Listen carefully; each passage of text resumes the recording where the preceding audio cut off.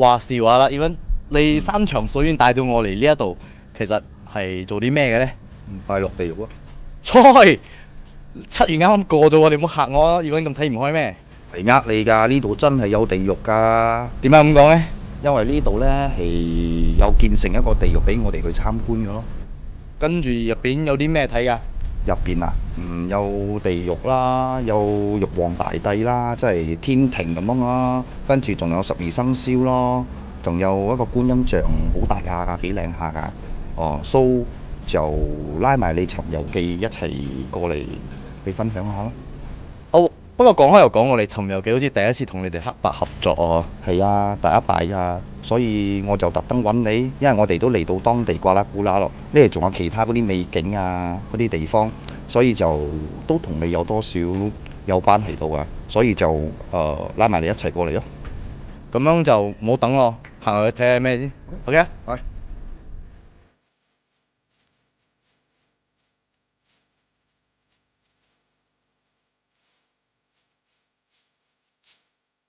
華聖宮係不斷增加佢嘅嗰個景點啦。佢嘅位於係喺瓜拉古拉嘅由中巴嘅入邊咯。咁樣佢係建於喺1965年，而佢嘅前身呢，就係一個好細間嘅拿督公廟嚟嘅。呢一次呢，係我哋黑白看世界同埋尋遊記第一次由怡保山長水遠嚟到位於太平向巴里半打嘅舊路之間嘅瓜拉古拉華聖宮呢度，就做一個探索之旅。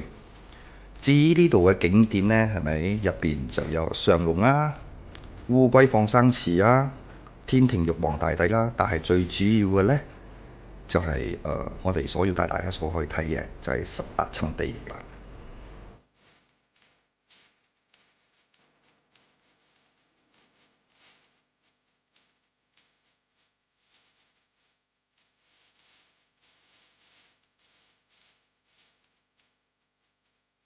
依家我又帶大家入18層地獄，就由呢度開始入，一路上橋到嗰度，之後再落樓梯。依家我就帶大家入去入邊。其實我都唔多清楚呢樣咩。先我嚟嗰時就以為呢啲呢就係裝飾品啦，但係依家就都唔清楚係乜嘢，係咪？又可以敲下，講得大聲啲。人哋講係咪入屋要嫖人，入廟要拜神，跟住依家我入到呢個華和仙師呢度咧，我都係一樣要拜神，係。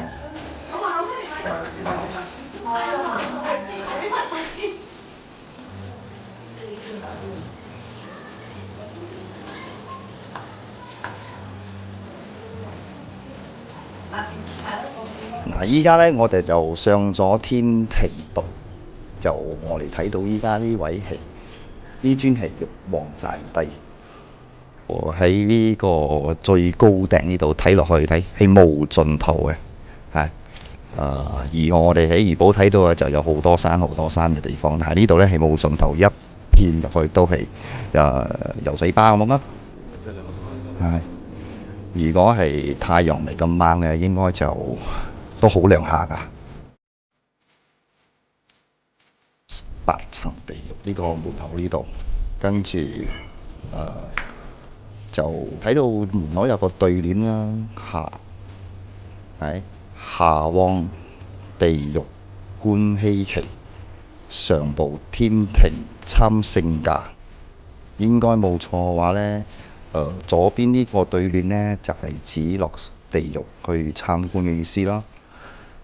上報天庭參聖駕嘅話呢，就冇錯嘅話，亦都係上到去玉皇大帝嗰度拜一拜佢咯。一開始我帶大家入去啦。Let's go。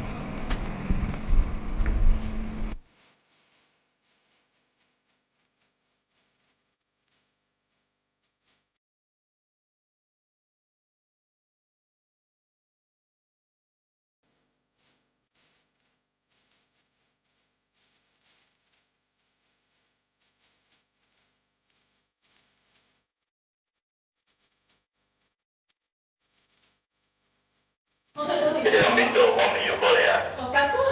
而家喺呢個孟婆堂嗰度。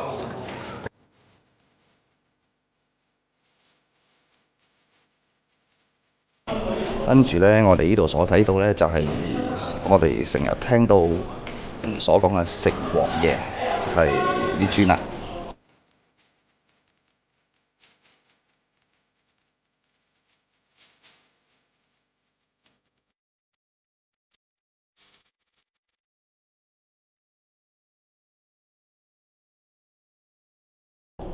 通常呢，我哋由過開城隍爺之後，就行到萊河橋啦。呢度就係萊河橋。依家我就行過去啦。睇到地下好似有啲陰森咁咯。跟住就可以進入地獄洞，就正式入到地獄咗啦。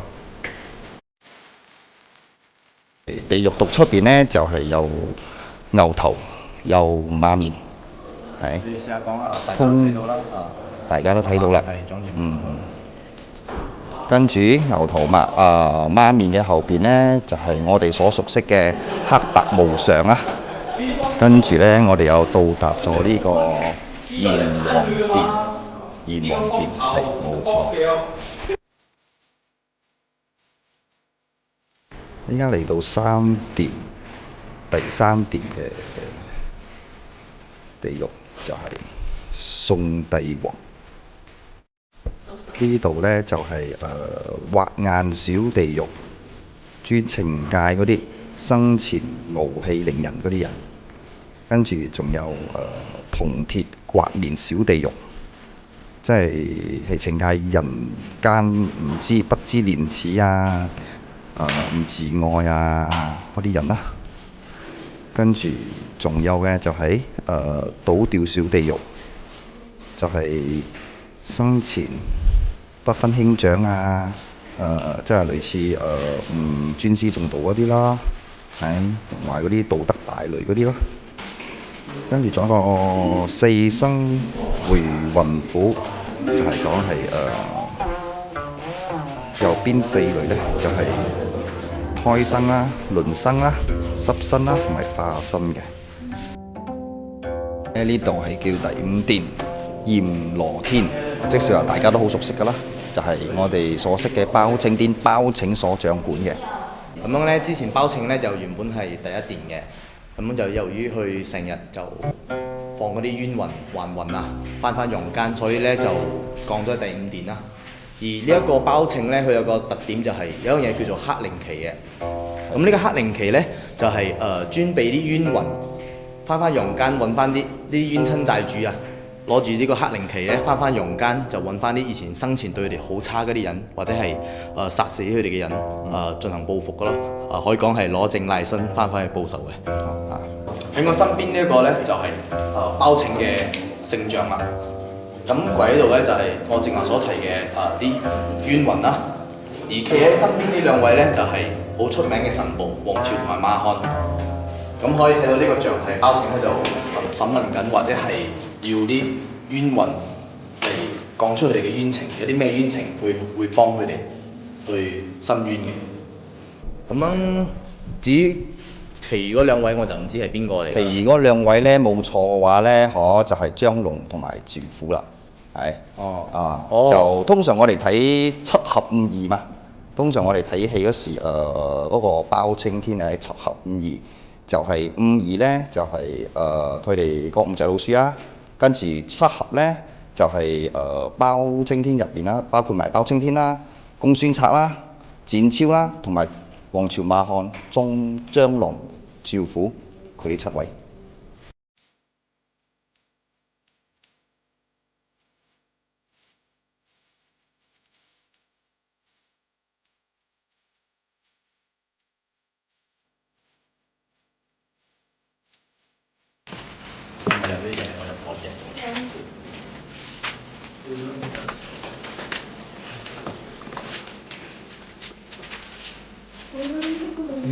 官三嘅咩喂？係啊，做咩啲官要坐監嘅？貪官？唔知喎。貪官嚟嘅。貪官嚟嘅。應該係貪官。我隔離先係咪做官三？嗱，依家我哋所入到呢個洞呢，就係冤魂嘅地府，類似監牢咁樣啦。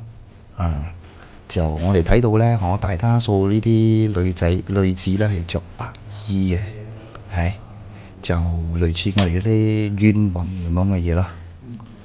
我哋喺民間成日聽到孟婆湯咧就喺呢度，跟住佢哋飲翻孟婆湯之後，就會將佢前世嘅記憶就忘記，跟住咧就會飲翻孟婆湯之後，就會繼續去輪迴六道。